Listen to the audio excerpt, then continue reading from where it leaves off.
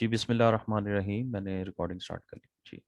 Okay, अब हम बात करेंगे बेटा डीप न्यूरल नेटवर्क की, डीप लर्निंग जिसको कहते हैं। और परहैप्स ये बहुत सारे लोगों को जिसे कहते हैं इंटरेस्ट होगा इसके अंदर। तो बेसिक्स बेटा आपने कवर कर ली हैं सारी। तो यूँ समझिएगा कि अगर आप एक रेगुलर न्यूरल नेटवर्क को लें और उस रेगुलर न्यूरल नेटवर्क में अगर आप हिडन लेयर्स को इंक्रीज कर दें तो you will actually be arriving at this deep neural network. ठीक है, this is the basic fundamental जो डीप न्यूरल नेटवर्क का होता है।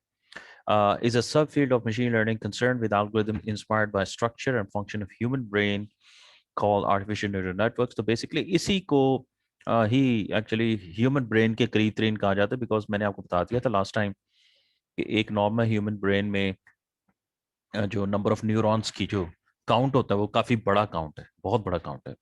तो जो साइंटिस्ट हैं वो यही बिलीव करते हैं कि जो डीप न्यूरल नेटवर्क है वो ब्रेन के ज़्यादा करीब है। The main purpose is to develop intelligent programs which can assist, if possible, replace humans in various real tasks। जाहिर है कोशिश तो यही हो रही है कि जिसे कहते हैं कि ऐसे अब बहुत सारी ऑटोमेशंस आ गई हैं जिसमें इंडस्ट्री में ह्यूमंस यूज़ जो हैं वो ह्यूमन हैंड्स या ह्यूमंस का यूज़ नहीं होता।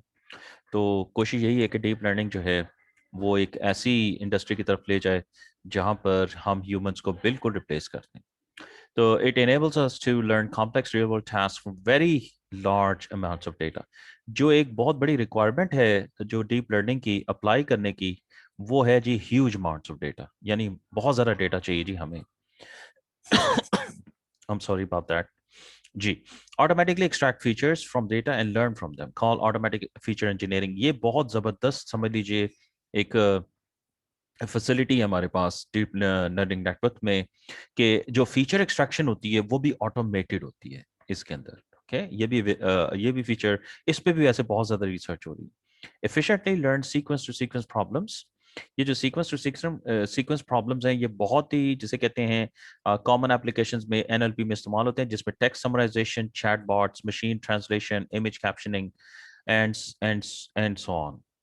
तो इसकी basically sequence to sequence problem जो हैं इंशाल्लाह इसको हम टैकल करेंगे इन आवर नेक्स्ट लेक्चर, जो कि आरएनएन्स को हम जब डिटेल में देखेंगे। एक इंशाल्लाह आरएनएन को देखेंगे जी, और एक आने वाले लेक्चर में एलएसटीएम, इन दो आर्किटेक्चर्स को हम जरा डिटेल से देखेंगे, which are complex not easy to learn. Okay, तो ये बेसिकली उन डिफिकल्ट प्रॉब्लम्स को या आर्किटेक्चर्स को भी हमें हमारे लिए एक्सेसिबल बना देता है, which are actually difficult things to do. Learn models which are based on phenomenon of online learning, that is also known as incremental learning और आउट ऑफ कोड लर्निंग। ठीक है, ये ऐसे मॉडल्स को भी हमारे लिए अवेलेबल कर देता है। तो इसकी एप्लीकेशन जो हैं ओके बेटा, अगेन उसी तरह से आई विल कंटिन्यू जिसे कहते हैं ऑन विद माय लेक्चर। अगर कोई क्वेश्चन हो तो प्लीज मुझे इंटरप्ट कर दीजिएगा। Okay okay sir. जी, एप्लीकेशंस में this has huge number of application जो करंटली हो रही हैं। Speech processing, digital image processing, natural language में, वीडियो गेम्स में। आप हैरान हो जाएंगे कि इस वक्त गेम इंडस्ट्री के अंदर जो हैं वो जो एनपीसीज होते हैं, यानी एक वो प्लेयर होता है जो आप जिसको कंट्रोल कर रहे होते हैं, एक वो कैरेक्टर होता है, लेकिन बाकी उसके इर्द गिर्द जो वर्ल्ड होती है जिसके अंदर डिफरेंट ह्यूमंस भी हो सकते हैं, जिसके अंदर डिफरेंट एनिमल्स भी हो सकते हैं, डिफरेंट चीज़ें हो सकती हैं, वो तमाम जो हैं वो आर्टिफिशियली इंटेलिजेंट होती हैं। वहां पर भी एआई जो है या ये डीप न्यूरल नेटवर्क जो है वो इस्तेमाल हो रहा है। Pattern recognition, computer vision, self driving cars, robotics, and many, many more. Strengths this learning complex real world tasks from large amounts of data। एक ये इसकी स्ट्रेंथ है जी। Automatic extract features, automatic feature extraction जो है ये बहुत बड़ी इसका फीचर है। अगेन बेटा हमने बात की थी कि हम सीक्वेंस टू सीक्वेंस प्रॉब्लम्स में जो कि बहुत कॉम्प्लिकेटेड प्रॉब्लम्स हैं उनको ये एफिशिएंट बना देती है। और हमने भी एक और बात की हुई है ऑनलाइन लर्निंग में, जिसमें बात की थी, उसको भी एक्सेसिबल बना देती है। Learn transform representation of data.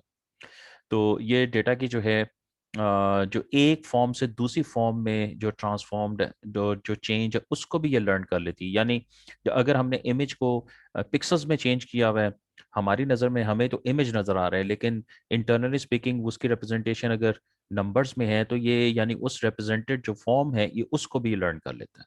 Learn multi level of course classification task. अगर आप ये जानना चाहते हैं कि जेंडर मेल हो, मिसाल जेंडर भी डिटेक्ट करना चाह रहे हैं, एज भी डिटेक्ट करना चाह रहे हैं, और मे बी कुछ और भी साथ में रिलीजन भी डिटेक्ट करना चाह रहे हैं मिसाल के तौर पे, then perhaps you are going to use these neural networks. Okay, deep neural networks. Weaknesses क्या है जी? Huge amounts of high quality and balanced data is needed to accurately train a deep neural network. ये बात याद रखिएगा. ये कोई magic इसमें silver bullet या मैजिक कोई पोशन ऐसा है नहीं है कि आप उसको ऐसा डेटा दे दें जो हाई क्वालिटी का ना हो, यानी उसमें नॉइज हो, उसमें मिसिंग वैल्यूज हो, और तब भी आप एक्सपेक्ट करें कि आपकी जो क्वालिटी ऑफ लर्निंग है और जो एक्यूरेट उसकी ट्रेनिंग है वो भी एक्यूरेट हो. तो ये इस पे जी, और डेटा सेट के ऊपर बहुत ज़्यादा काम चाहिए होता है, बहुत ज़्यादा एफर्ट चाहिए होती है डेटा सेट बनाने में. Training time is course very slow. ये डिपेंड करता है जी कंप्यूटेशन रिसोर्सेज के ऊपर. Deep learning algorithm it take days and weeks to train of course. और आजकल वैसे जिस तरह के जो कंप्यूटेशन एबिलिटीज और जीपीयूज बन रहे हैं और जो अवेलेबल हैं हमारे पास, जो है वो खास तौर पे एम्पियर, जो एनवीडी ने अभी जो दिया एम्पियर आर्किटेक्चर. एम्पियर आर्किटेक्चर में जो उनका जो डीप लर्निंग का जीपीयू है, वी सीरीज है, V100 जैसे है, that is a monster of a GPU. जो कि प्रीवियस जनरेशन के बहुत सारे जीपीयूज कई इकट्ठे किए जाएं तो वो एक जीपीयू उनसे भी ज़्यादा फास्टर है. Computation cost of course is high, no doubt. ये बहुत कॉस्टली जी जीपीयूज हैं. तो ये तकरीबन कोई 1 लाख से 1.5 लाख डॉलर की एक कंप्यूटर बनता है. तो आप अंदाज़ा लगा लीजिए, 1 लाख का भी हो तो उसको आप ज़रा 170 से मल्टीप्लाई कर दीजिए तो आपको अंदाज़ा हो जाएगा कि पाकिस्तान रुपीज़ में उसकी क्या प्राइस बनती है. बट स्टिल जहाँ पर इनकी ज़रूरत है, कॉस्ट मैटर नहीं करती है. बिकॉज जब आप बिज़नेस कर रहे हो तो आप जितने अभी अपने बिजनेस के ऊपर कॉस्ट यानी लगाते हैं, ऑफ कोर्स आपको रिटर्न इस फील्ड में बहुत तेज़ी से बहुत जल्दी मिल जाता है. तो this is actually a difference between classical machine learning and deep learning.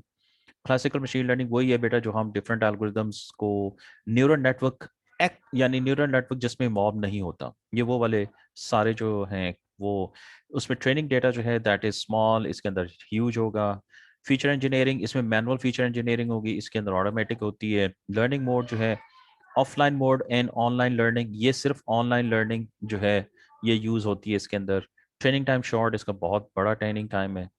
Hardware requirement जिसकी रिलेटिवली लेस हैं, इसकी बहुत ज़्यादा हैं. कंप्यूटेशन कॉस्ट की लो है, उसकी हाई. ये कुछ एक मैट्रिक्स बनाया हुआ है मेरे ख्याल में. तो दो इंपॉर्टेंट चीज़ें हैं इसके अंदर, एक, दो और ये तीन है. ठीक है, ट्रेनिंग टाइम ये वो हम इस पे ज़्यादा मैं अब फोकस नहीं करता बिकॉज हमारे पास ये जो है क्लाउड बेस्ड जब से सिस्टम्स आ गए हैं तो काफ़ी हद तक इसमें ये चीज़ें जो है रिड्यूस होगी. ओके, सो द मेन इसके अंदर जो आर्किटेक्चर होगा वो नोट कीजिएगा अगेन उसी तरह से है. वन इनपुट लेयर होगी, वन आउटपुट लेयर होगी, but it will have at least two or more hidden layers. तो रेगुलर नेटवर्क से जो है उसका फ़र्क है. नोट कीजिएगा this is a simple neural network. गौर से देखिएगा बिकॉज इनपुट लेयर आपके सामने रेड है, हिडन लेयर ऑरेंज है. एक हिडन लेयर है जी इसके अंदर और एक ही आउटपुट लेयर है. On this deep learning neural network you have one input layer, 1 2 3 4 hidden layers and one output layer. So basically this is the main difference between a regular network and a deep learning neural network. Okay, I think ये काफी दफा बात हो चुकी है. I think you are now clearly understand कि difference क्या होता है. Okay, so the main parameters वही होते हैं, यानी वो इम्पोर्टेंट कॉन्सेप्ट्स जिसकी बेसिस पे डीप न्यूरल नेटवर्क जो है वो काम करता है. तो वेट्स यूनिट्स के दरमियान, बायस, एक्टिवेशन फंक्शन, लर्निंग रेट, ये हम सारी बातें बेटा कर चुके हैं. बैचेस, बैचेस होता है कितना डेटा है और हम उसे स्प्लिट किस तरह से कर रहे हैं. और जैसे लेट्स से हमारे पास जो ट्रेनिंग डेटा है वो 1 लाख है, 1 लाख रोज है, मिसाल के तौर पे एग्जांपल दे रहा हूँ. अब 1 लाख को क्या हमने एक ही इकट्ठा ही देना है ट्रेनिंग के लिए, या 1 लाख को लेट से हमने 10 हिस्सों में डिवाइड किया हुआ है. तो लेट से 10-10 हज़ार के 10 हिस्से, एक मिसाल है. तो 10-10 हज़ार की 10 रोज अगर हम बना लें तो वो एक बैच बन जाएगी, हमारे 10 बैच बन जाएंगे. ईपॉक्स वही है बेटा जो हमने बात की है, दैट इज लूप्स. कितने टाइम्स हमने डीप न्यूरल नेटवर्क को जो है वो ट्रेनिंग को रिपीट करना होता है. तो दीज आर द डिफरेंट जो है वो पैरामीटर्स हैं. अगेन ये वही हैं जो एक रेगुलर नेटवर्क में होते हैं. अब ओवरफिटिंग की थोड़ी सी बात की जाए बिकॉज के ये बहुत इंपॉर्टेंट और बहुत ही जिसे कहते हैं कॉमन एक प्रॉब्लम है, फिनोमिना है, जो कि जब भी आप न्यूरल नेटवर्क यूज करते हैं तो उसमें होता है. तो ओवरफिटिंग की को डिफाइन कैसे करते हैं कि given a hypothesis space H, यानी हमारे पास लेट्स से कि हम उसमें से कोई एक हाइपोथेसिस हमने फाइंड आउट करना है जाहिर है वो हाइपोथेसिस जो है वो हमारा इनपुट आउटपुट फंक्शन होगा, जिसको हम जो है वो डेटा को ट्रेन करके फाइंड आउट करने की कोशिश कर रहे हैं मशीन लर्निंग के थ्रू, कि वो फंक्शन बताओ जिसके थ्रू हम कोई भी इनपुट दें और वहाँ से वो उसका आउटपुट जनरेट कर दे। वो ओवरफिट करता है, अगर कोई लेट्स से कोई हाइपोथेसिस है, वो ओवरफिट करेगा ट्रेनिंग एग्जांपल्स को। अगर हमारे पास कोई और हाइपोथेसिस हो, लेट्स से हम उसको एच डैश कह रहे हैं, वो भी इसी स्पेस, यानी दो हाइपोथेसिस हमारे पास हैं। एक वो है जिसको हम कंसिडर कर रहे हैं, वो है एच, लेकिन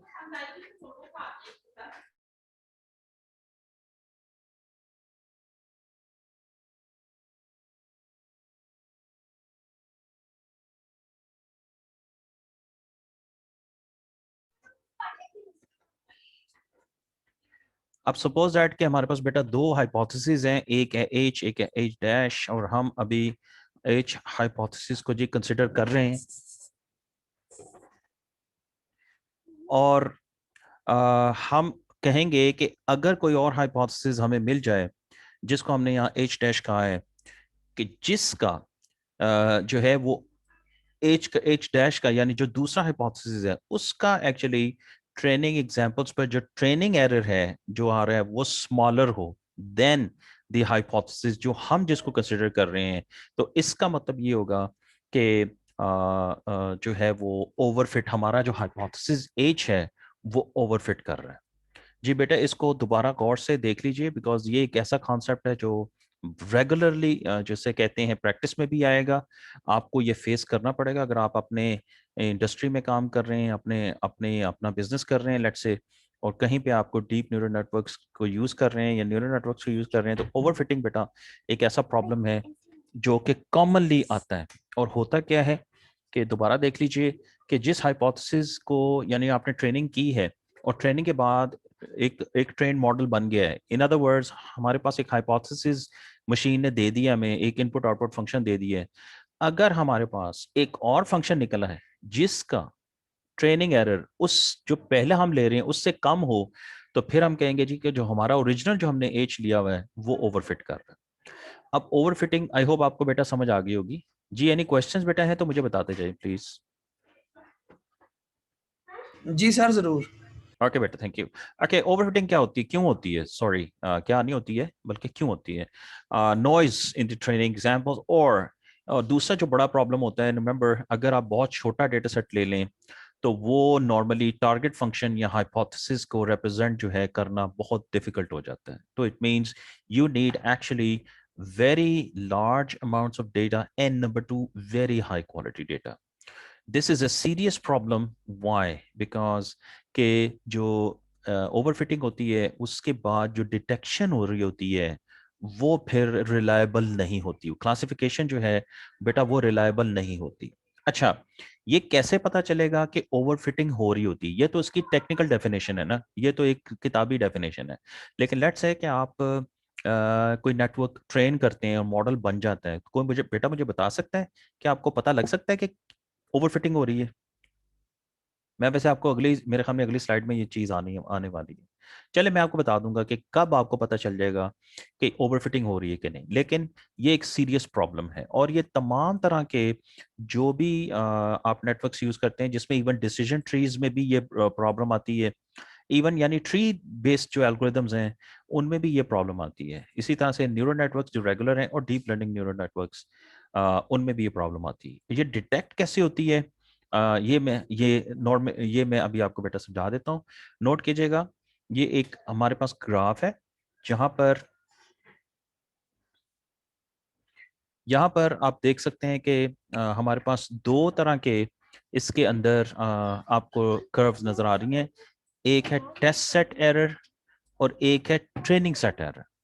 अच्छा, ट्रेनिंग सेट एरर वो बेटा ट्रेनिंग वो एरर है जो ट्रेनिंग के दौरान, यानी जब आपने डेटा को ट्रेन किया था, और एक वो एरर है बेटा जो उस वक्त अकर हो रही है जब आप टेस्टिंग पर अपना मॉडल आपने बिल्ड कर लिए, और आपने अपने ऑलरेडी बिल्ट मॉडल पर अब आप उसमें टेस्ट डेटा से उसको टेस्ट कर रहे हैं, उसकी एक्यूरेसी को चेक कर रहे हैं।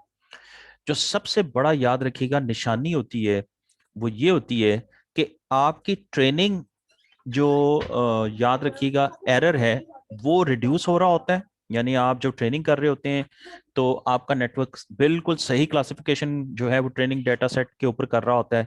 लेकिन जो गैप होता है, नोट करेंगे ये वाला जो गैप है, यानी जो एरर का गैप होता है ट्रेनिंग सेट का और टेस्ट सेट का, ये इंक्रीज करना शुरू करते हैं। यानी इन अदर वर्ड्स, जब आप टेस्टिंग करें तो आपको पता चले जी कि वो ठीक नहीं हुई, उसके बाद आप डिफरेंट अननोन वैल्यूज के साथ आप टेस्टिंग करते जाएं और आपको पता चलेगा कि वो ज्यादातर जो टेस्ट केसेस हैं वो फेल हो जाएं। इसका मतलब है ये जो गैप होगा आपका बढ़ जाएगा। तो बेटा वहीं पे समझ जाएं आप कि आपका जो मॉडल है वो ओवरफिट कर रहा है। ओके, तो यहाँ पर ये नोट कीजिएगा, टेस्ट सेट एरर जो है जब इंक्रीज करेगा तो जो आर्टिफिशियल न्यूरल नेटवर्क है that is overfitting the training data. जी बेटा, आपको पता चल गया जी ओवरफिटिंग कैसे डिटेक्ट होगी?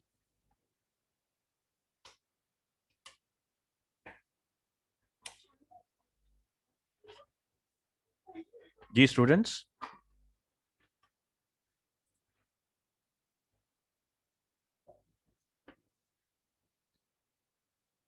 क्लास, मेरी बात बेटा सुन रहे हैं? जी सर, आ रही है आवाज। ठीक है। Okay, so the problem with local minima वही बात है, क्योंकि हमारा बैक प्रोपगेशन जो है वो ग्रेडियंट डिसेंट सर्च है। ग्रेडियंट डिसेंट बेटा यही होती है हिल क्लाइंबिंग जिसे कहते हैं, कि हम कोई चीज को ढूंढ रहे होते हैं तो कभी चढ़ाई चढ़ रहे होते हैं, कभी वो यूं आ रही होती है, कभी फिर ऊपर, कभी यूं नीचे। तो बेसिकली होता क्या है कि बैक प्रोपगेशन एक्चुअली जो है height of the hills determine करती है एरर। ये जो कॉन्सेप्ट है basically this is a concept given from local search, जिसको लोकल सर्च कहते हैं। लोकल सर्च में यही है कि लेट से हमने यहाँ पर पहुंचना है, दिस इज द टारगेट, और हम यहाँ पर बैठे हुए हैं, यहाँ से शुरू करते हैं। तो बेसिकली इस तरह के प्रॉब्लम में बहुत सारे जो हैं डिफरेंट, जिसे कहते हैं एजेंट्स जो हैं, या यूं समझिएगा जो वैल्यूज हैं उनको स्टार्ट किया जाता है। कुछ यहाँ से स्टार्ट होंगी, कुछ यहाँ से स्टार्ट होंगी। होता क्या है कि जब वैल्यू यहाँ पर आती है, एक्चुअली ये है उसका लोकल मिनिमा जिसे कहते हैं मिनिमम। तो यहाँ पर आने के बाद एल्गोरिदम ये समझता है कि हम क्योंकि डीप जा रहे हैं, हम वैल्यू को डिक्रीज होना शुरू हो जाएगी, तो इसके बाद वो अपने आप को इम्प्रूव नहीं करता नॉर्मली, और यहीं पे रुक जाएगा। असल में जो सोल्यूशन है वो इसके बाद शुरू होना है। तो लेकिन एल्गोरिदम को या इसको नहीं पता होता कि मैंने असल में इधर आने के बाद मैंने ऊपर वापस मुझे चाहिए कि मैं वापस जाऊं।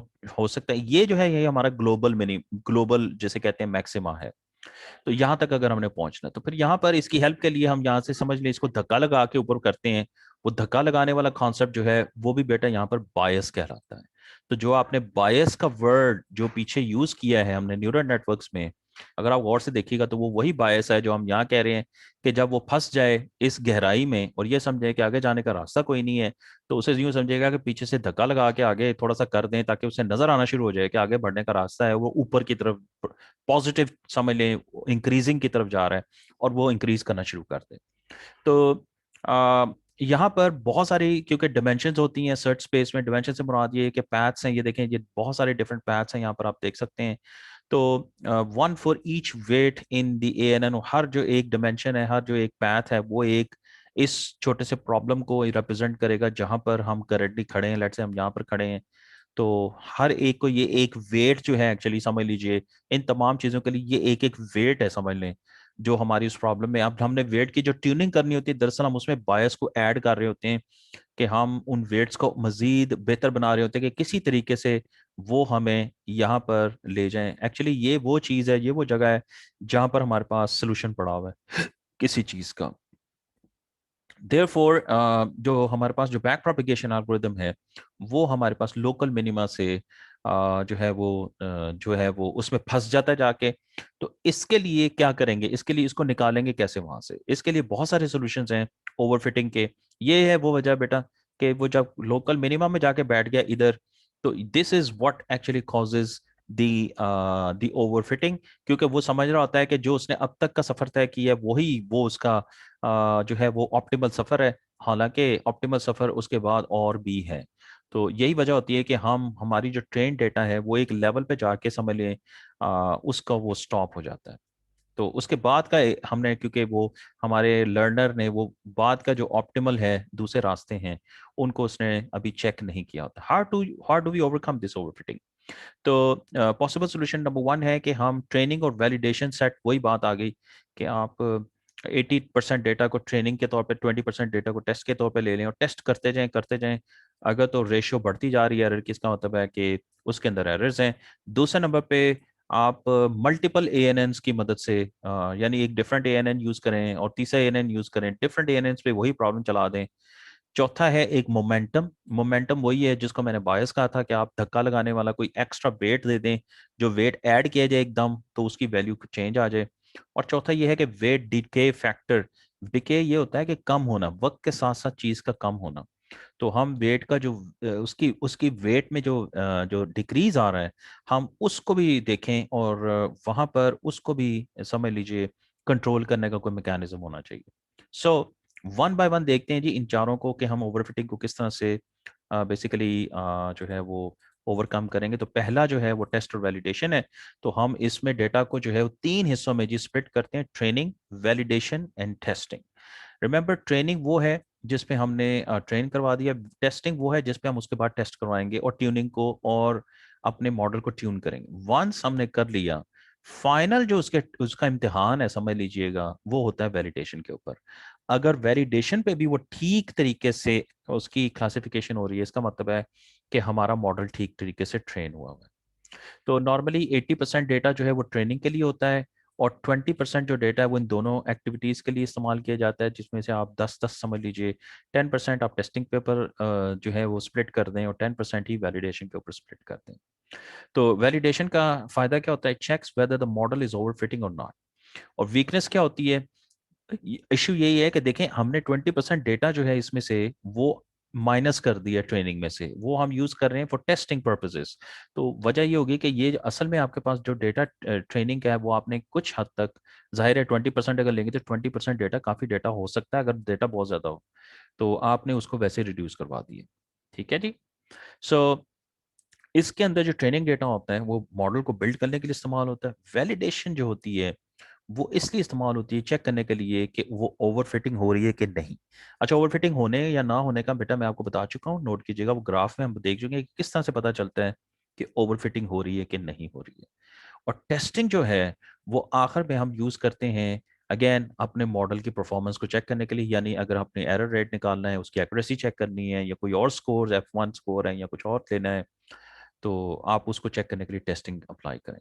तो testing and validation test are used in the training phase and testing set जो है वो टेस्टिंग फेज में यूज होता है। ठीक है, ट्रेनिंग और वैलिडेशन जो है वो ट्रेनिंग में यूज होते हैं और जो टेस्टिंग है वो सिर्फ टेस्टिंग में यूज होता है। दूसरा जो हमारे पास, ओके, हम अब इसमें ये क्वेश्चन है कि जी इस सैंपल डेटा को टेस्टिंग और वैलिडेशन सेट अप्रोच में किस तरह से जो है वो स्प्लिट करें। तो ये अगेन बेटा मैं आपको बता चुका हूँ 80-20, जिसमें से 80% ट्रेनिंग दे लें, 10% आप वैलिडेशन को, 10% टेस्टिंग को दे दें।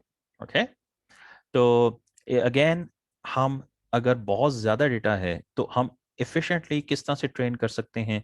अगेन वही बात है कि हमने ये ओके ये हमने बात कर ली है कि गुड स्प्लिट जो है वो, अच्छा ओके, तो यहाँ ये बात हुई हुई है कि sample data using training and validation set. तो यहाँ पर एक और बात हुई हुई है कि आप ये करें कि 20% जो है वो टेस्टिंग के लिए ले लें, 80% ट्रेनिंग के लिए ले लें, और उसके बाद अब वैलिडेशन के लिए 10% और इसमें से माइनस कर दें। यानी बेसिकली यहाँ पर आप 70-30 की रेशियो पे भी दोनों को स्प्लिट लगा सकते हैं, the if that is needed. तो यहाँ पर आपको देखेंगे कि ट्रेनिंग डेटा सेट और कम हो जाएगा, पहले 80 था अब 70 रह जाएगा। तो एग्जाम्पल कहाँ कहाँ पर यूज होती थी, जैसे टेक्स्ट समराइजेशन। टेक्स्ट समराइजेशन ये है कि आप एक लेट्स एक पैराग्राफ देते हैं या एक पेज देते हैं और आपको एक सेंटेंस में उसकी समरी अगर आ जाती है। तो इसी तरह से डीप लर्निंग न्यूरल नेटवर्क में जो एल्गोरिदम इस्तेमाल होता है इसके लिए वो LSTM है। हम LSTM को जी इंशाल्लाह अगले से अगले लेक्चर में उम्मीद है कि इसको इसको टैकल करेंगे जी। और टोटल सैंपल डेटा हमारे पास 100,000 इंस्टेंसेस है। तो यहाँ पर आप देख सकते हैं कि 80% 80,000 होगा, 10% एंड 10% लेकर हमने इसको स्प्लिट कर दिया। ठीक है जी। और सेम इसी तरह से जी दूसरी एग्जांपल दी हुई है, ये एग्जांपल में सेंटिमेंट एनालिसिस पे है। अगेन बेटा उसी तरीके से हम इसको स्प्लिट कर रहे हैं। ओके, तो how do I know the model is overfitting during training? Okay, अगर तो हमारे पास इस ये सिचुएशन आ जाए कि training accuracy is increasing and validation accuracy is also increasing, then हम कहेंगे model is not overfitting. Remember, ये दोनों चीजें देख लीजिए।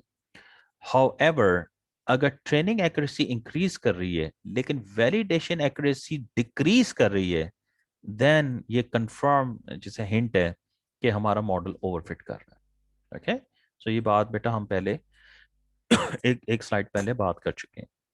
ओके, दूसरा तरीका हमने कहा था कि जी हम मल्टीपल एएनएन्स को यूज करके भी ओवरफिटिंग को जो है वो कर सकते हैं। किस तरह से? डिफरेंट नेटवर्क्स यूज करें और हर एक के ऊपर आप वही डेटा सेट दे के उसको रन करें, और जाहिर है हर डेटा सेट में डिफरेंट वेट्स होंगे। ओके, तो अब इसके लिए क्या करना होगा कि जो बेस्ट जो आप प्रेडिक्शन दे रहा होगा एएनएन, अगर आप लेट से 4 या 5 एएनएन लेते हैं, वो एक ही काम करते हैं, तो आप चेक कर रहे होंगे कि किसकी प्रेडिक्शन सबसे ज्यादा अच्छी आ रही है। तो उनमें से आप जो है वो वाला चूज कर लें जो बेस्ट रिजल्ट दे रहा है। उसके बाद आप ये करें कि एक वोटिंग क्लासीफायर ले लें।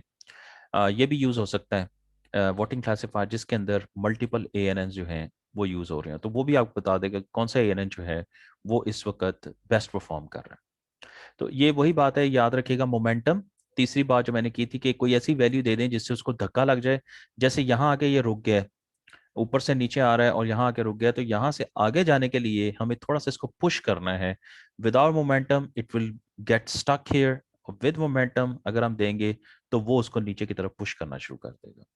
तो मोमेंटम क्या होता है? रिमेंबर, हमने जो वेट यूज किए हैं हमने उनको जब हम अगली ईपॉक में जाएंगे, ठीक है, अगली यानी हमने जो प्रीवियस ईपॉक में अगर आ गए हैं और अगली ईपॉक में इस वक्त करंट ईपॉक में हम हैं, तो हम small amount of previous delta जो है, डेल्टा से मुराद ये है कि जो डिफरेंस होगा वो हम यूज कर लेंगे। और ये वैसे भी कैलकुलेटेड होता है, याद रखिएगा। इज ए पैरामीटर, ये मोमेंटम पैरामीटर होता है नॉर्मली, और अल्फा से इसको डिनोट किया जाता है। अगर आप मशीन लर्निंग एल्गोरिथम्स की इम्प्लीमेंटेशन देखेंगे, कोड देखेंगे, तो उसमें ये वाला पैरामीटर जो है ये यूज होता है, और it is taken to be between 0 and 1। Okay, ये एक रियल नंबर होता है which is actually more than 1 but less than 0। तो ये आपने याद रखना है कि you should have enough momentum so that you can get out from the local minimum. Okay, और लेकिन अगर आपने ज्यादा मोमेंटम सेट कर दिया तो वो वैसे ही उसको हर जगह से ही वो आगे पुश करना शुरू कर देगा, which is again not a good thing to do. तो इसका बैलेंस जो है वो बड़ा जरूरी होता है कि just enough amount of momentum, ताकि वो अगर लोकल मिनिमा में है तो वहां से वो निकल जाए। और चौथा तरीका जो था हमने कहा था वो वेट डिके फैक्टर है जी। तो take a small amount of every weight after each epoch. तो हम ये करेंगे कि जी जितने भी वेट्स हैं उनके अंदर से छोटी छोटी अमाउंट्स, बहुत टाइनी सी अमाउंट्स जो हैं उनको हम स्क्रैप करते जाएंगे, कम करते जाएंगे। और वो जो वैल्यूज हैं उनको फिर वो जो है क्या करेंगी, वो नेचुरली जो वेट्स हैं वो देखें, हमने वेट्स की वैल्यू तो वैसे ही कम करनी होती है जब हम उसको कहते हैं रीट्यूनिंग करते हैं। तो एक तरीका तो ये है कि आप उसको जो है वो डिके कर लें, यानी डिके वही है कि आप वैल्यूज को जो है वो थोड़ा थोड़ा कम करना शुरू कर दें। तो ये है जी स्ट्रेंथ इसकी। वो हमने पहले बात की थी कि ये they are very good in learning very complex mathematical representations, and their weaknesses, again, they need lots of time, lots of computation cost, और अब ये या तो रिजेक्ट करती हैं किसी हाइपोथेसिस को या एक्सेप्ट करती हैं। ऑफ कोर्स एक्सेप्ट कर लेंगी हाइपोथेसिस को अगर ये ट्रेनिंग एग्जांपल के साथ कंसिस्टेंट हुआ, और रिजेक्ट कर देंगी अगर वो ट्रेनिंग एग्जांपल के साथ कंसिस्टेंट ना हुआ। कंसिस्टेंट और कंसिस्टेंट से मुराद ये है कि आप इसको एक लेट से इमेज देते हैं जैसे हमने एग्जांपल देखी है, और इमेज सही तरीके से क्लासिफाई हो रही है तो वो तो कंसिस्टेंट है। अगर इमेज सही तरीके से क्लासिफाई नहीं हो रही है तो वो नॉट कंसिस्टेंट है, तो वो फिर हाइपोथेसिस को रिजेक्ट हो जाएगा, और दोबारा अगली ईपॉक्स में नए वेट्स को ट्यून किया जाएगा, फिर एक नया हाइपोथेसिस बनेगा, फिर क्लासिफिकेशन देखी जाएगी, अगर कंसिस्टेंट हुई तो एक्सेप्ट कर लिया जाएगा, ना कंसिस्टेंट हुई अगेन ये उतनी देर तक किया जाएगा जी जितनी देर तक जो है वो रिक्वायर्ड जो क्लासिफिकेशन है वो हो नहीं जाती है। ना इट्स योर टास्क, अगेन ये वही एग्जांपल आपको दी गई है और आपको कहा जाएगा जी कि इन क्वेश्चंस के बेटा आंसर्स आपको अगर आपका आज का लेक्चर आपने अंडरस्टैंड कर लिए तो आप बड़े आराम से जो है वो इनके क्वेश्चंस के आंसर दे सकते हैं। प्लस सॉरी, तो ये एक और है, आप एक similar to emotion prediction problem जैसे ऊपर दी हुई है, तो इसमें से अगेन कुछ क्वेश्चंस हैं जो आपको दिए गए हैं जी, कि जिनको आपको आंसर्स जो हैं वो डेफिनेटली आपके पास होने चाहिए। ये है जी लेक्चर की समरी, और तकरीबन ये सारी बातें जी हमने बार बार रिपीट की हैं। तो हमने आज देखा है कि 2 लेयर न्यूरल नेटवर्क्स परसेप्ट्रॉन से शुरू हुए, फिर हमने रेगुलर नेटवर्क 1 हिडन लेयर पे आए, फिर हमने बात की कि परसेप्ट्रॉन की डिटेल्स के बाद हमने देखा ये उसका जी हाउ जो है वो परसेप्ट्रॉन काम कैसे करता है, फिर उसकी ये समरी गिवन है यहाँ पर। फिर हमने बेटा बात की कि रेगुलर न्यूरल नेटवर्क में एक जो है वो लेयर होती है, hidden layer. It's good for both binary classification और मल्टी क्लास प्रॉब्लम्स के लिए। एंड देन इसकी स्ट्रेंथ एंड वीकनेसेस, और ये उसका एग्जीक्यूशन साइकिल है, ये हमने आज इसको के एग्जाम्पल के अंदर अप्लाई करके भी देखा है। और ट्वीकिंग वेट्स, जाहिर है हर इपॉक के अंदर वेट्स जो हैं वो उनको ट्वीक किया जाता है। ये उसका लर्निंग जिसे कहते हैं रूल है, ट्रेनिंग रूल या लर्निंग रूल है, ये हमने देखा था। और ट्रेनिंग रूल दरअसल ये है, ट्रेनिंग रूल ये होता है कि वो बैक प्रोपिगेशन एरर की जाती है, और एरर के की बैक प्रोपिगेशन करके वो एरर्स को जो है वो दोबारा अपडेट करके दोबारा उससे फिर क्लासीफाई करवाया जाता है, और इस साइकिल को रिपीट किया जाता है जब तक प्रिडिक्शन जो है वो या क्लासिफिकेशन ठीक नहीं हो जाती। तो फिर हमने डीप लर्निंग की बात की है। वी नो दैट कि इनकी काफ़ी स्ट्रेंथ्स तो बहुत सारी हैं, इनकी वीकनेसेस में ये है कि they need very large amounts of data, computation cost भी है। ये है जी वो comparison between classical and deep learning जो है वो आर्किटेक्चर्स। ये है जी वो डायग्राम जो आपको बता रही है 1 सेंटेंस समरी कि सिंपल न्यूरल नेटवर्क और डीप लर्निंग न्यूरल नेटवर्क में फ़र्क क्या है। ऑफ कोर्स आप देख सकते हैं कि ये लेयर है जिसकी बिना पे फ़र्क है, हिडन लेयर। और मेन पैरामीटर्स जो डीप लर्निंग के हैं वो ये हैं। और ओवरफिटिंग जो है वो सीरियस प्रॉब्लम है, और ओवरफिटिंग को ओवरकम करने के लिए हमने बात की है आज 4 डिफरेंट चीज़ों की, 4 टेक्निक्स की, जिसमें हमने ट्रेनिंग कहा है कि ट्रेनिंग डेटा को आप ट्रेनिंग में और टेस्ट में स्प्लिट कर दें। सेकंड नंबर पे हमने बात की है कि हम डिफरेंट एएनएन्स को यूज़ कर लें। तीसरे नंबर पे हमने बात की है कि हम कोई बायस वगैरह मोमेंटम लें। चौथे नंबर पे हमने वेट डीके की बात की जी। और फाइनली यहाँ पर हमारी बात एंड हुई है कि तमाम के तमाम न्यूरल नेटवर्क, जाहिर है अगर तो वो हाइपोथेसिस जो उन्होंने फाइंड किया है, अगर वो क्लासिफिकेशन उसी के मुताबिक हो रही है तो उसे एक्सेप्ट कर लेंगे, और अगर क्लासिफिकेशन के मुताबिक नहीं है उसे रिजेक्ट कर देंगे। This is the end G of the lecture on deep learning neural networks. तो आई होप कि ये जो 2 लेक्चर हमने लगाए हैं, परसेप्ट्रॉन्स वाला और आज का रेगुलर न्यूरल नेटवर्क्स की, हमने ज़्यादा बात की है। और क्योंकि डीप लर्निंग न्यूरल नेटवर्क्स के अगर हम एग्जांपल को सॉल्व करना शुरू कर दें इवन 2 लेयर्स के साथ भी, तो आप देख सकते हैं कि जो हमारी कैलकुलेशंस हैं वो बहुत ज़्यादा बढ़ जाएंगी। बट अगेन कॉन्सेप्ट सेम है।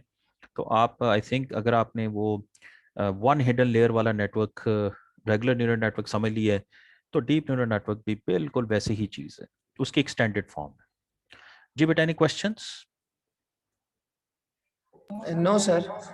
ओके बेटा, ठीक है, थैंक यू वेरी मच। क्योंकि आज आपका क्विज है, क्विज 7:05 पे जी। मैंने टाइमर जो है वो शायद 2-3 मिनट का पहले का लगाया हुआ है, तो होपफुली बाय 7:03 उम्मीद है कि वो आपको नज़र आ जाना चाहिए। एंड आई थिंक उसकी जो जो है वो 7:30 है। तो ट्राई योर बेस्ट जी। एंड कोई क्वेश्चन है तो बताएं। सर क्विज इजी होगा ना? मैंने तो बेटा इससे आसान, मेरे ख्याल मैंने कोई क्विज आपके लिए मुश्किल बनाया हो। सर जैसे पहले क्विज थे ना वो बहुत माशाल्लाह इजी थे और हमने इजीली कर लिए हैं, तो इसलिए पूछा। आज का आप, मैं कहता हूँ आंखें बंद करके आप करेंगे, और बताएं। जी थैंक यू सर। ओके बेटा, सी यू इंशाल्लाह नेक्स्ट लेक्चर। ओके। एंड मैं कोशिश करूंगा कि आपको फीडबैक जो है वो कल तक दे दूं, इसकी बहुत ज़रूरी है ताकि आप अपने अगले फेज में मूव कर जाएं। थैंक यू बेटा, सी यू इंशाल्लाह नेक्स्ट लेक्चर। ओके, अल्लाह ओके हाफिज़ सर, एवरीवन। अल्लाह हाफिज। अल्लाह हाफिज़ बेटा। ओके सर, अल्लाह हाफिज। अल्लाह हाफिज़ बेटा।